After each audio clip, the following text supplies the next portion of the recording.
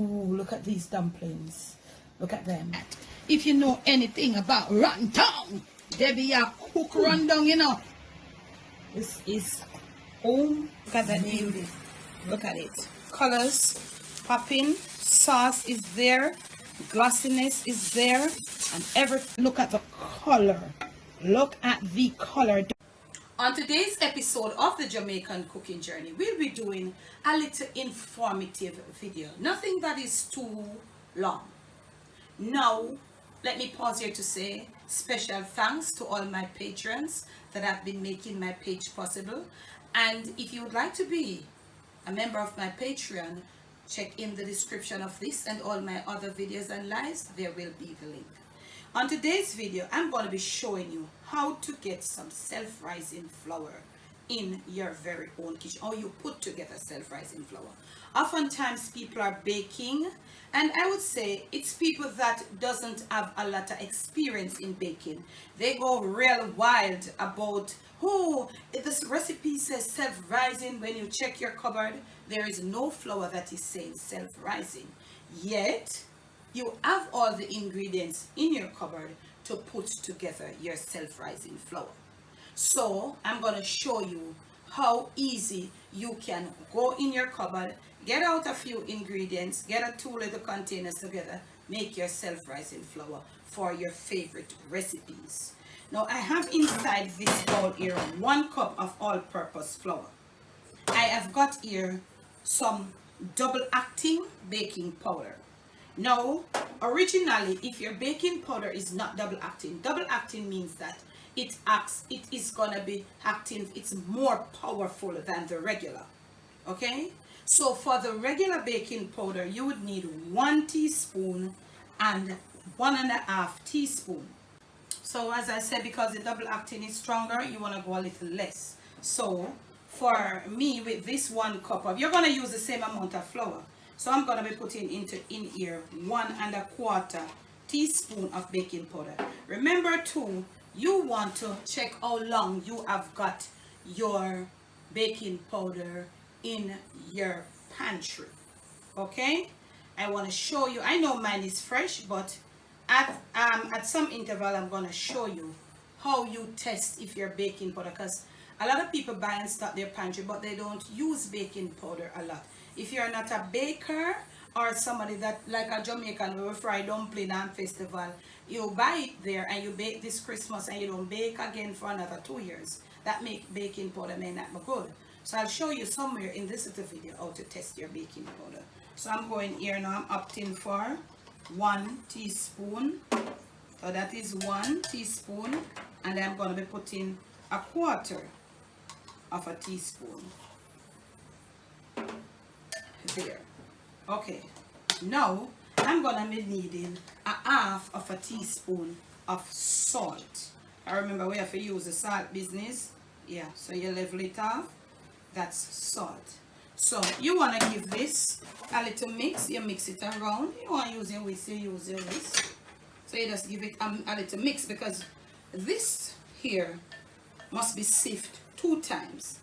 Regular, all-purpose, or whatever the flour is, has more weight. When you sift it, here is trapped in it, making it more lighter. So, and also when you're sifting it too, it helps to mix all the ingredients together. That's me. That's my take. Now you are gonna need a sieve, and you're gonna need another container. Be careful not to make a mess or to throw away that you're gonna end up short when you're really ready. Okay, you're gonna gently sift.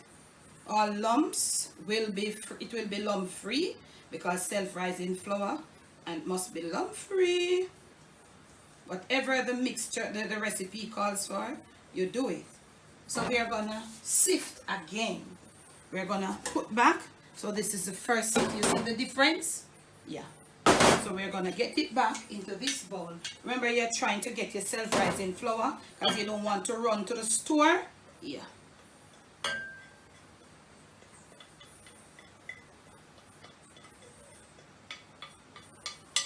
So I'm going to put the little measurements for you in the description so you don't get it wrong. Okay, if you are using a flour that is heavier than all-purpose flour, you might have to go 2 teaspoons or 1 tablespoon, because all-purpose flour is lighter than like bread flour. Cake flour is, yeah. So we're gonna sift it again.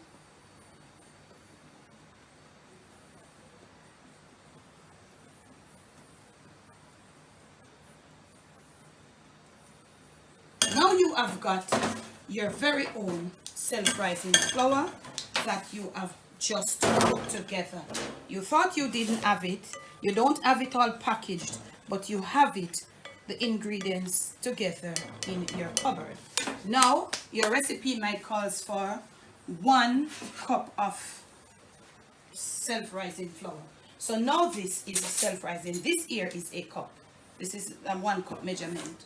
So, and everything that you are using must be dried. Now you have self-rising flour, so you want to get 1 cup out. But remember, you did put in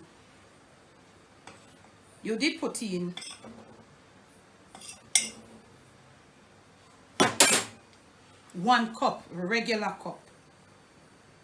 So you want to get it up.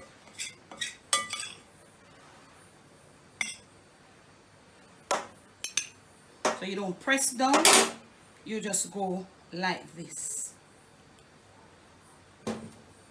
And then you might just want to take a knife or whatever you have, depending on how accurate you can be. You don't press down. This is 1 cup. And that was just 1 regular cup. Now this is sifted, and with both times, lots of air trapped in there, making it a little lighter, fluffier. So this is 1 cup of self-rising flour, and this is your additional, because we have trapped in air in there, so the extra air is in there. So when you use 1 cup, you will have a little left over after you have done the regular procedure. So there you have it, your 1 cup of regular self-rising flour that you just made. Okay, so you want to put this back now. You don't want to add anything to this, and you want to label it because you have maybe like about 1/3 of a cup left back. Okay, so that's how you do it to get your self-rising flour, okay, at home. Now I'm going to show you how you test for, so you're getting 2 videos in one, some great and vital info for the people who think that, oh, I've got to go to the store. So there you have it. Now I'm going to show you, I'm going to get some water and come back, and I'm going to show you how you test for the freshness of your baking powder. Now you're going to test if your baking powder is okay. So I have some water. You don't really have to measure, you know. So I'm going to put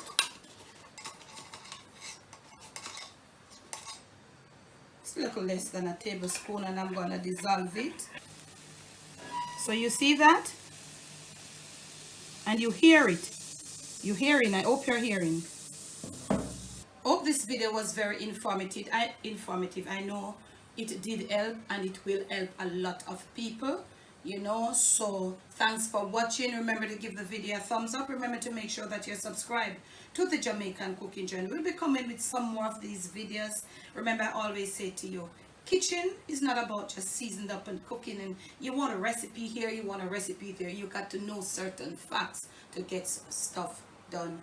Be familiar with your stuff in your kitchen. Be familiar with everything, not just your stove and your chicken and your rice, but be familiar with the stuff that you buy and you have in your pantry.